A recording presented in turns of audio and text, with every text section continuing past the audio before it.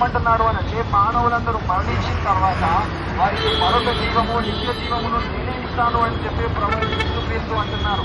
నేనే జీవమును, నేనే పునరుత్థానమును అని చెప్పి ఆయన అంటున్నారు. ఆ యొక్క జీవాన్ని, ఆ యొక్క పునరుత్థానాన్ని ఇచ్చే దేవుడే ప్రభు అయిన యేసుక్రీస్తు. ఆ యొక్క రక్షకుని గురించిన శుభవార్త ఈరోజు మీ మధ్యలో ఉన్నది. ఆయన మానవుడిగా మనందరి కోసం జన్మించి, ఆయన కలువరి శిలువలో రక్తము కాల్చి ప్రాణము పెట్టి ఆయన మరణించారు. ఆయన ఎందుకోవాలి? మన బతికినప్పుడు ఆ పాపాలన్నీ కడిగి వేసుకోవాలంటే ఈ లోకంలో మన బతికి ఉన్నప్పుడే నిజమైన దేవుడు ఎవరు, ఆ దేవుడు మన పాపాలను కడిగి వేస్తాడని తెలుసుకోవాలి. ఆ దేవుడు ఎవరంటే ఈరోజు మనం చూస్తూ ఉన్నాము, మన పాపాలన్నిటి కోసం మన కోసం ఒక ఆయన బలి అయినారు. అతను ఎవరంటే ప్రభు యేసుక్రీస్తు. ఆయన ఏమంటాడంటే, నేనే సత్యము, నేనే జీవము, నేనే మార్గము.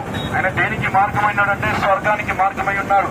ఈ స్వర్గానికి మనం చేరుకోవాలంటే ఒకటి మార్గం, పరలోక రాజ్యాన్ని మార్గం. ఆ మార్గానికి మనం నిజమైన దేవుడు అనే ఒక క్వశ్చన్ మీ లైఫ్ లో వచ్చిందో. నిజమైన దేవుడు అంటే ఎవరు? ఈ లోకానికి వచ్చి ఈ లోకంలో మనము యేసుప్రభు అనే వ్యక్తి నీ కొరకు, నా కొరకు 2000 సంవత్సరాల క్రితము ఆయన మరణిస్తూ వచ్చినాడు.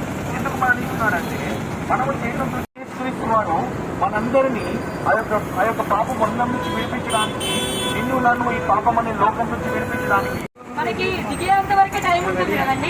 అలానే ఆ ప్రయాణం అనేది మనము గమనించినట్లయితే, భూమి మీద మనం ప్రయాణం చేస్తున్నామండి. మన జీవితం అనేది ఒక శరీరము చనిపోయినట్లయితే మన ఆత్మ అనేది ఎప్పటికీ చనిపోదండి. అది యుగ యుగాలు నరకంలో కావచ్చు, పరలోకంలో కావచ్చు, యుగ యుగాలు బ్రతికే ఉంటుందండి. ఆత్మ నరకంలో వెళ్ళకుండా పరలోకంలో, స్వర్గంలో నిత్యము మనము మహిమలో జీవించాలంటే కేవలం యేసుప్రభు మాత్రమే మార్గం అండి. ఆయన నమ్మండి. ఏసే జీవము, ఏసే సత్యము, ఏసే మార్గం అండి. ఆయన ద్వారా తప్పితే ఎవ్వరూ కూడా పరలోక రాజ్యానికి, స్వర్గానికి చేరుకోలేరండి. అనేక మార్గాలు ఉన్నాయని మనం అనుకోవచ్చు, కానీ కాదు అండి.